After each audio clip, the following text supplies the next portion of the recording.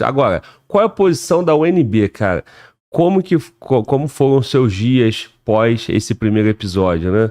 Você é chamado, ou tem uma coordenação, tem um conselho ali de disciplina, ali de aluno? Como é que funciona a estrutura, né? E como é que tá a tua situação na UNB hoje? Cara, por enquanto eu sou um aluno normal ali, sem nenhum problema administrativo ou jurídico ao meu respeito. Não fui citado, inclusive, de nada, porque, para ficar claro, quando você instaura um processo administrativo, que eu acho que é assim que eles iniciariam antes de ingressar para um judicial de cara, o primeiro ato para que esse processo exista é a instauração. Então é o primeiro ato para gerar a existência de um processo administrativo contra mim. Qual que é o ato subsequente que acompanha quase que automaticamente esse? É a citação, é a informação pro réu, vamos dizer assim, pro investigado ali, se vão fazer uma apuração, uma sindicância ao meu respeito dentro desse processo administrativo, acerca da existência desse processo. É princípio basilar, cláusula pétrea dentro dos direitos e garantias fundamentais, o contraditório e a ampla defesa. Então você tem, dentro do que quer que seja de processos que aconteçam contra você, o amplo direito de se defender, de apresentar lá, seja qual for sua tese, de apresentar. E você precisa de ciência, que é a citação, né, sobre a existência desse processo. Isso não aconteceu até hoje. Salvo engano, a primeira vez que mencionaram, que eu vi uma menção sobre a existência de processo, era uma sindicância. Salvo engano também, era em agosto ali. A gente pode comprovar datas, porque eu publiquei tudo isso no meu Instagram mesmo. Mas, salvo engano, foi nesse período que saiu uma matéria do Metrópolis, dizendo que a professora daquela matéria, que foi o meu primeiro vídeo que viralizou nessa época aí, né, de universidade, que pegou mais de 1 milhão, que foi com a professora que se designa ela própria psicóloga marxista da disciplina de desenvolvimento psicológico e ensino, que a gente teve uma confusão parecida com essa no meu primeiro semestre. E o Metrópolis publicou uma matéria. Quando ela ingressou, ela foi à delegacia e registrou um boletim de ocorrência contra mim. E aí, junto a isso, tiveram alunos que me ameaçaram no grupo de WhatsApp do Centro Acadêmico de História. E aí eu tive acesso a um aluno que gostava de mim até então, pelo menos, me mandou os prints disso. Olha, Will, que estão falando ao seu respeito. E aí eu publico, borrando o número de todo mundo, só que deixando o nome da pessoa ali. Eu borro a imagem, aquela bolinha ali que fica com a imagem da pessoa, o perfil de WhatsApp, e o número, mas eu deixo o nome lá porque, inclusive, no direito se reconhece que você pode se manifestar livremente dentro da sua liberdade de expressão, só que é vedado o anonimato. Você tem que pôr seu nome pra jogo, meu amigo. É assim que funciona. Então, o mínimo que eu tenho direito de colocar lá é seu nome. E você tem que achar ruim. É bom ainda que eu borrei todo o resto lá, pra tentar desvincular qualquer possível ameaça, perseguição, porque o pessoal tem seu número e tal. Mas aí gerou essa matéria do Metrópolis, que fala que eu vazei dados de alunos e tal, e a professora já registrou um boletim de ocorrência contra mim, e pelo menos 5 outros alunos já registraram tantos outros também.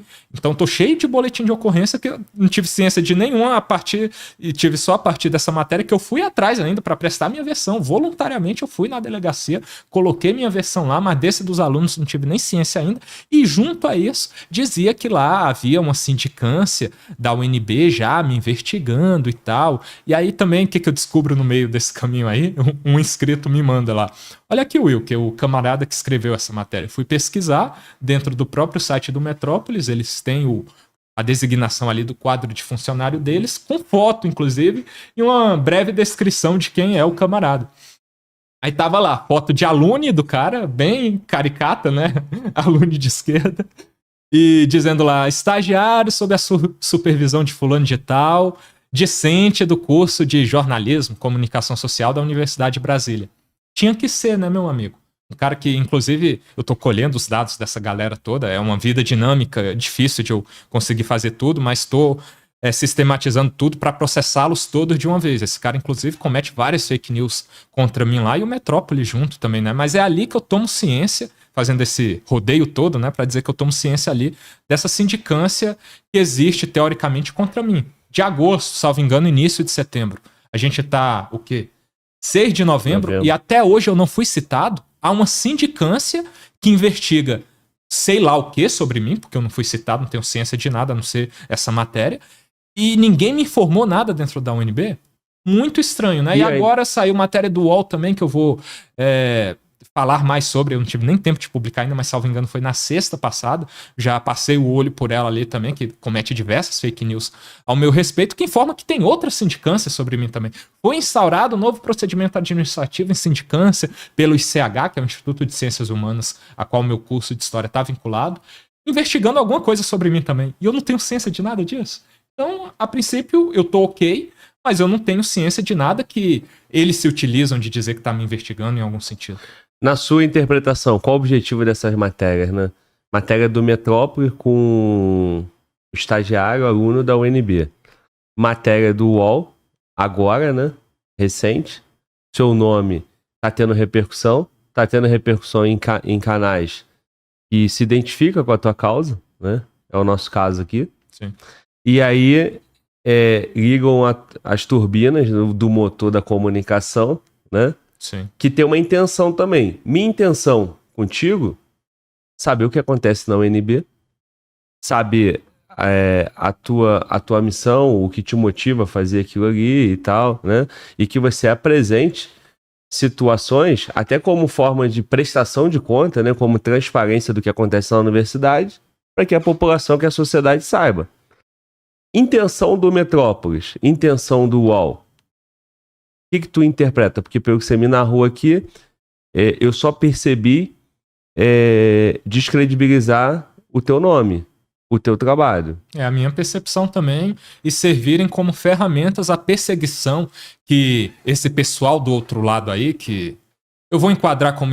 Eu não vou nem enquadrar, na verdade, como esquerda, porque é muito mais do que a esquerda. Há todo um sistema aí que envolve diversos setores, e o principal deles é a esquerda, em perseguição a mim. Que ficam falando, mas você tá chorando aí, fica dizendo que é o perseguido. O que é isso, meu amigo? O que é isso? Olhe com o mínimo de imparcialidade para tudo que tá acontecendo comigo. Eu chego dentro de uma sala de aula, se eu já não tô lá antes, igual tem um desses vídeos com o professor de História da África, e o pessoal fala um boa noite, o pessoal já começa a rir, né? É todo aquele clima horrível. Vocês devem imaginar como que é a minha vivência ali, né? Horrível, todo mundo tentando me desestabilizar, só que felizmente eles estão mexendo com a pessoa errada, né? Nada me abala e eles jamais vão conseguir isso, mas eles estão tentando fazer isso o tempo todo, que faz parte de uma modalidade de perseguição. Eles colocam essas máquinas da imprensa que a gente sabe muito bem que tem lado. Olha essas matérias contra mim mesmo, cometendo diversas fake news. Vocês não são contra fake news, UOL e Metrópolis. Por que vocês cometem contra mim?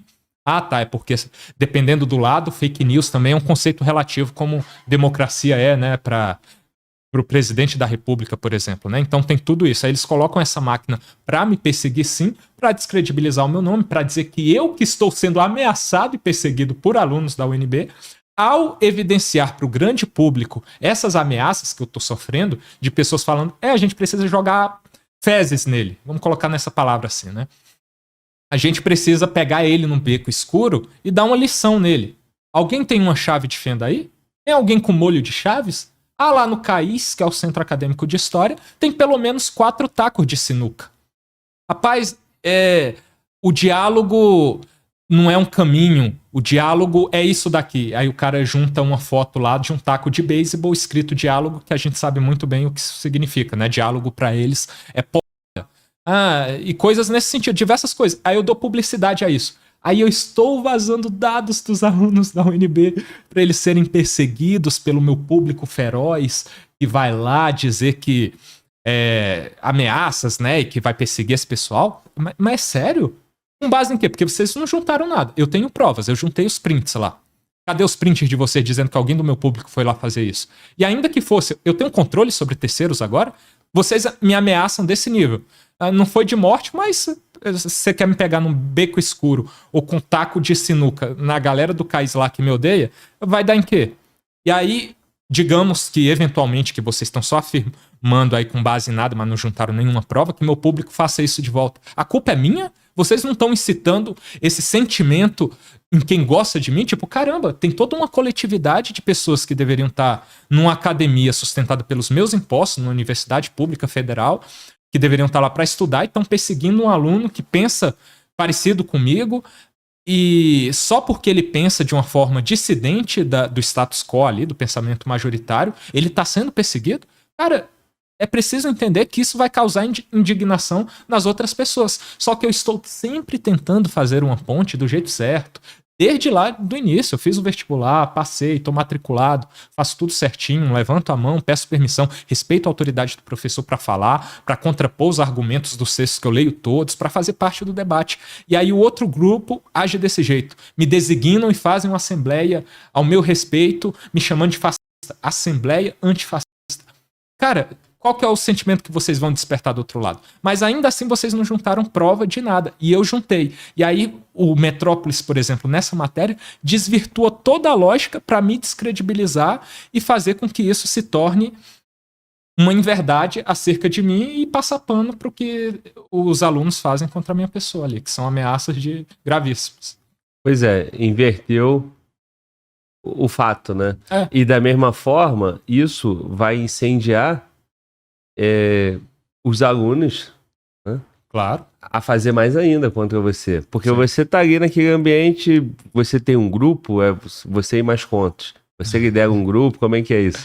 Inclusive, obrigado aí pela pergunta pra gente já introduzir.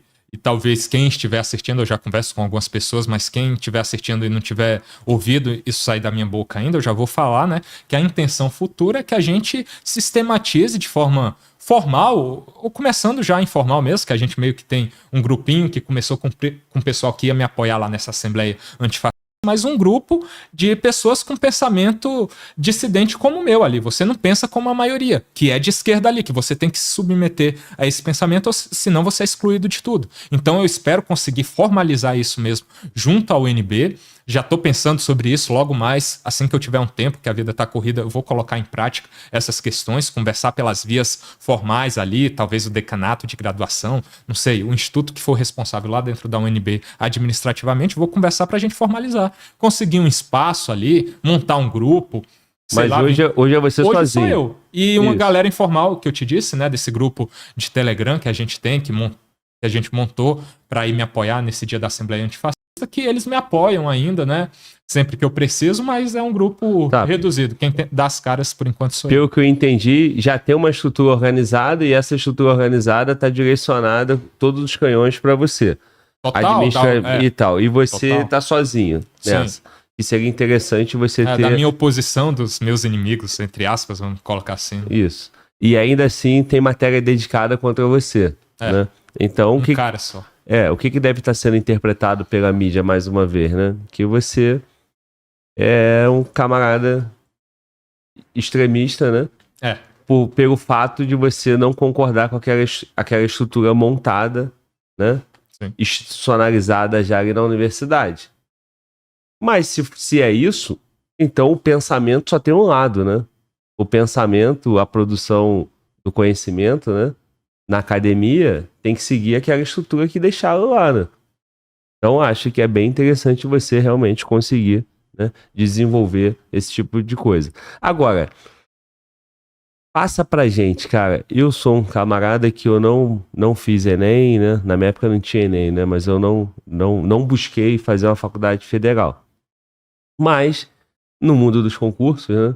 Eu estudei para concurso, eu sou servidor público, né? Eu sou policial penal federal e eu já fui aquele técnico administrativo de universidade. Eu já fui do MEC, né? Uhum. Eu era aquele assistente administrativo, técnico administrativo, né? Uhum. Na carreira do MEC, trabalhava numa Universidade Federal Fluminense, né? Então, eu estudei com o Estratégia Concurso, que está aqui, né? Nosso grande parceiro, que inclusive está na Black Friday, melhor que o Black Friday. 53%, mano, volta. Até 53% até dia 11, beleza? Então, aproveitem aí. Eu estudei meu primeiro concurso, minha primeira nomeação foi esse concurso nível médio. Depois eu passei em outros, graças a Deus. Cara, eu conheci o ambiente universidade como servidor. Fui desdenhado demais por professores, doutores, né? Porque eu era um técnico administrativo. Sim. Então eu conheço esse ambiente de universidade restrito como servidor. Quem está em casa, que não teve sequer uma experiência de pisar numa universidade federal, não tem noção do que é a universidade federal. Nenhuma. No máximo, essas pessoas, o que chega para ela, é que quem está na Universidade Federal é de uma capacidade intelectual extremamente superior, Sim. é um cara com uma cultura elevada, é um cara que vai produzir conhecimento. O futuro do país depende, né, da Sim. produção do conhecimento da universidade. Essa é a teoria. Cara, dá uma aula pra gente na prática, com a tua experiência, né, com a UNB. O que tu vê na Universidade Federal Brasileira, né? E o que está motivando você se matricular num curso de História para mostrar para as pessoas, né? Porque você percebeu isso e essa foi sua motivação para fazer História. Foi. Então, cara, e aí a gente já começa a contar a tua história também, né, cara? Então, me passa, me dá noção como é a UNB, cara. Só para introduzir, antes de apresentar a realidade de o que é uma federal e é a UNB, eu sou atacado muito pelos meus opositores aí no sentido de, cara, você só quer depreciar as universidades públicas, você quer apresentar só o lado negativo. Aí eles colocam essa pecha em mim porque eu mostro a realidade. Qual que é o lado bom? Se você tiver um lado bom para me apresentar, não que não tenha, não é isso que eu tô dizendo, mas um lado bom que eu possa apresentar nessa dinâmica de vídeo, porque, por exemplo, eu tô dando um exemplo que eu não tenho oportunidade de dar nos meus vídeos aqui, que é, por exemplo, eu tô repetindo o exemplo 3.000 vezes, né? Mas é história antiga. O professor, tecnicamente, dá a aula dele de uma forma que tem que ser. Só que não surgem nem muitas oportunidades de eu fazer uma intervenção que me dê a possibilidade de gerar um vídeo sobre isso a partir de uma interlocução comigo, que é quem me acompanha sabe que eu preciso fazer para ter um vídeo que eu possa publicar, né? Para eu ter autoralidade sobre aquilo.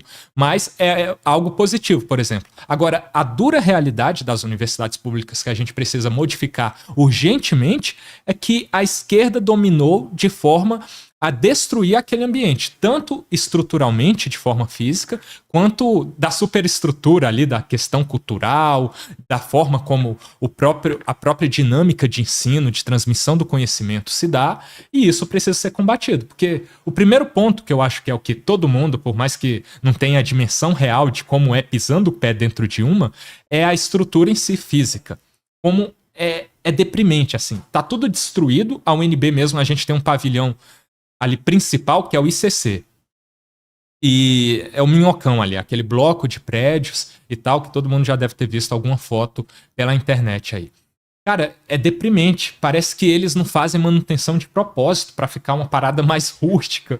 Mas eu não sei qual que é a intenção disso, porque dá a impressão de que a qualquer momento vai cair um pedaço daquilo ali. A gente tem aulas, a maioria das aulas são em outros blocos ali, em outros pavilhões. Tem um pavilhão lá que é o pavilhão João Calmon. Você atravessou a rua do ICC, você dá nesse PJC ali. Tem salas mais convencionais, tipo sala de aula de escola pública mesmo. E aí o teto lá, eu não sei como explicar corretamente, porque é a primeira vez que eu vejo um teto assim, mas ele tem pequenas divisões, e como eu gravo de baixo para cima, vocês já devem ter visto lá várias vezes esse teto, né?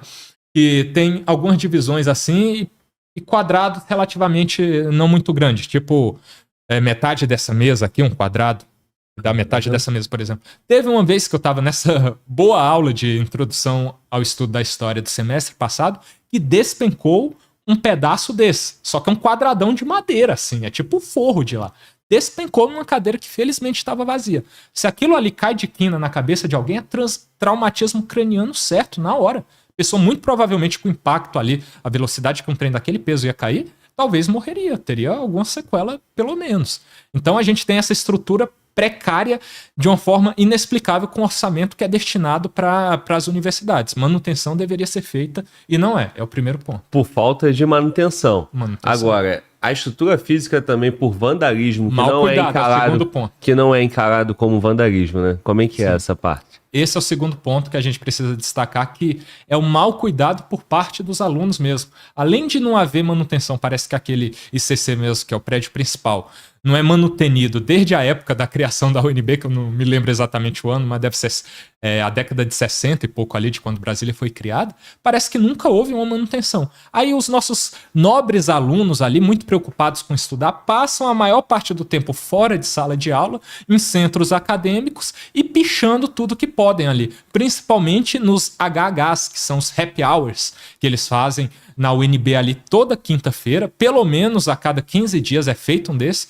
O último agora salvo engano, foi na semana passada, salvo engano, se não na retrasada, e eles levaram para lá um grupo desses aí de festa, música eletrônica e tal, para fazer das 18 horas à meia-noite esse show aí de rave no ICC.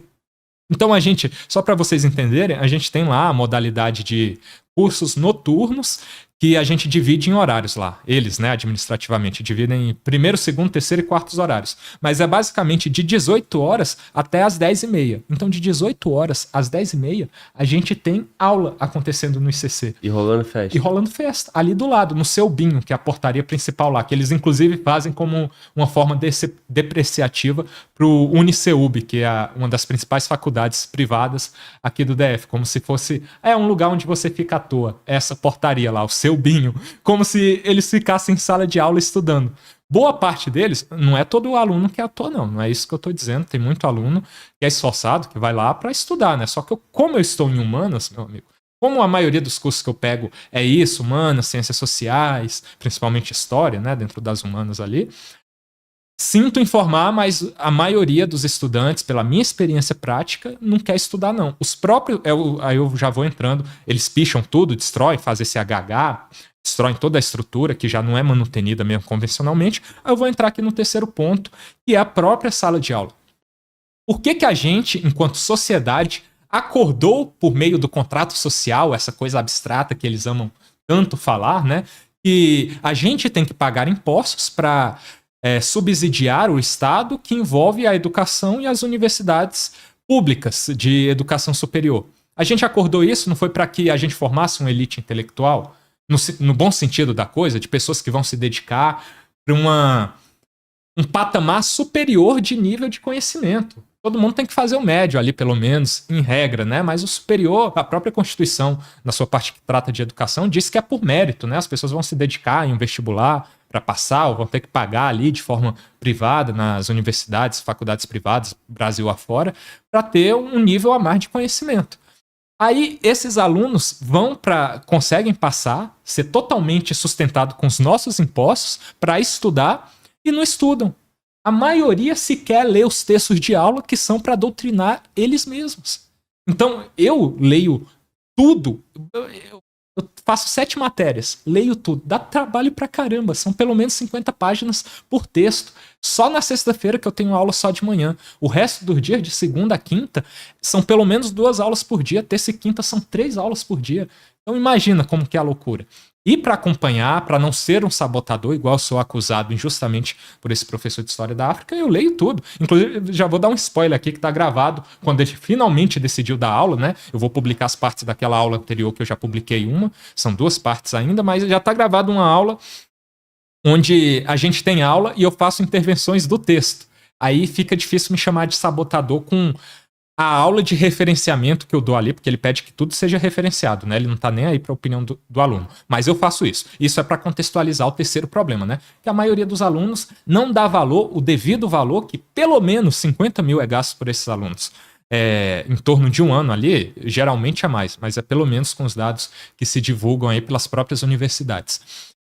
Com esses alunos para manter eles para o básico só, que é para estar lá dentro da sala de aula, estudando, lendo os textos que baseiam as próprias aulas. Aí eu não sei se eu acho bom ou ruim, porque eles não leram os textos que vão doutrinar eles, ou se eu acho ruim, bom nesse sentido, e ruim porque... Tá desperdiçando a energia do povo, né? Isso, tá jogando nosso dinheiro fora, né? Sim. Mas os textos são para doutrinar, só que fora eles são doutrinados também, né, nos centros acadêmicos. O movimento político associado a isso, a gente pode pôr o quarto ponto aqui, que está diretamente associado com isso, que é o extra-aula ali, o para além da sala de aula, que é a questão da cultura universitária. Os movimentos políticos, sindicais, mas principalmente políticos de juventudes partidárias, tomaram conta. Está dominado completamente. Juntos do PSOL, o JC, o União da Juventude Comunista, salvo engano, do PCdoB, o P, Unidade Popular, vários desses partidos aí, de esquerda mesmo, comunista, que eles mesmos se declaram esquerda radical, dominaram completamente esse ambiente e é, por exemplo, quem ganha as eleições, né, que eu nem acredito na lisura desse processo eleitoral aqui. Esse que é feito pelos próprios alunos, se já se aventa discussões acerca das urnas eletrônicas e tal, quem dirá desse processo que é feito pelos próprios alunos aí, dos centros acadêmicos, do diretório do DCE, do Diretório Central dos Estudantes, e aí vai para a Uni em caráter nacional também, né, dos congressos da Uni que são feitos aí. Cara, não dá para confiar na lisura disso nada, porque a esquerda dominou completamente com esses partidos, e aí tem iniciativas tipo, salvo engano, é a UJL, que é uma iniciativa de direita aí, União da Juventude, não sei se é livre e tal, mas é uma união de juventude de direita. E aí fica muito difícil você conquistar espaço quando está completamente dominado. E como que a gente combate isso do jeito certo? Se não fazendo um trabalho como eu estou fazendo. Inclusive é uma indagação que eu deixo para o pessoal, para os meus críticos principalmente aí, devem ter vários nos assistindo aqui agora, né? Comentem aí. Toda a turma de introdução à história da África tá prestigiando o nosso papo. É uma provavelmente, tá? Talvez o nosso nobre professor esteja aqui também. Um abraço, o professor tá com a capinha de oncinha dele, filmando, registrando tudo, cara. Eu reparei na capinha de oncinha, né, dele ali, cara. Brinquinho, rabinho de cavalo. Mas, por favor, continue. Você tava falando das pessoas que... Os seus críticos. Você deixa aqui pros seus críticos. Me sugerirem, me darem uma solução alternativa de qual é a melhor forma de eu desempenhar esse trabalho que eu tô fazendo, porque eu sei que a maioria dos críticos mesmo que se enquadram como os meus inimigos, porque querem o meu mal, querem a minha morte em última instância, eu sei que o que eles querem é que eu pare de vez, é que eu finde a minha vida. Essa é a solução ideal para eles. Mas alguém que é mais comedido, vamos dizer assim, alguém mais do meio termo, qual que é a solução ideal para eu adaptar da melhor forma possível esse trabalho, gerando o impacto que eu gero? Para a gente colocar em pauta essa importante discussão, que é modificar essa questão, principalmente da cultura universitária, que eu coloquei meio que como quarto ponto, associado ao terceiro, mas que está associado a todo o resto. E também é meio que cíclico, assim, uma coisa está conectada com a outra. Mas essa questão dessa cultura universitária dá em tudo que dá. Dá na forma como os recursos são destinados dentro da universidade, prejudicando a estrutura que eu apontei aqui no item 1. No segundo, que é de manutenção, né? No segundo também, que é o cuidado dos próprios alunos, que não há, porque essa cultura universitária glamoriza o quê? A pichação. A gente quer ser visto, meu. A gente quer ser visto. A gente precisa pichar aqui pra marcar território. É cultura popular. É até um escárnio e um desrespeito com a população comum, vamos dizer assim, né? A população convencional, que integra a maior parte da nossa sociedade, dizer que o povão prestigia e se sente representado por esse tipo de coisa. Cara, pode fazer uma pesquisa estatística séria, com dados certinhos, estatísticos mesmo, nas comunidades aí de populações convencionais, do povão, pra dizer se a maioria vai gostar de pichação. Eu duvido. Eu pago pra ver. Eu faço aposta em dinheiro. Eu duvido. O povo não gosta disso, não. O povo batalha, cara. As pessoas decentes. Só que essa cultura universitária aí de esquerda radical endossa esse tipo de baixaria e tudo tá conectado. Então, essa cultura universitária podre precisa ser modificada e a única solução que eu vejo é o que eu sempre digo, é um passo de um processo. Começa com esse tipo de trabalho que eu tô fazendo. Mas os meus críticos indagam também, dizem, né, afirmam. Mas o que você tá fazendo não gera impacto nenhum, meu. Isso daí vai gerar que impacto? Você acha que você tá mudando alguma coisa? Nitidamente eu já estou mudando muita coisa, muita gente. O próprio apoio que eu recebo, que não é sempre nas caras assim, mas velado, eu não passo em qualquer lugar da UNB sem bater pelo menos 3 fotos ali. Tem um pessoal, por mais que minoritário, que gosta de mim e já tá tendo a coragem de, antes só vinha conversar, agora pede pra tirar uma foto.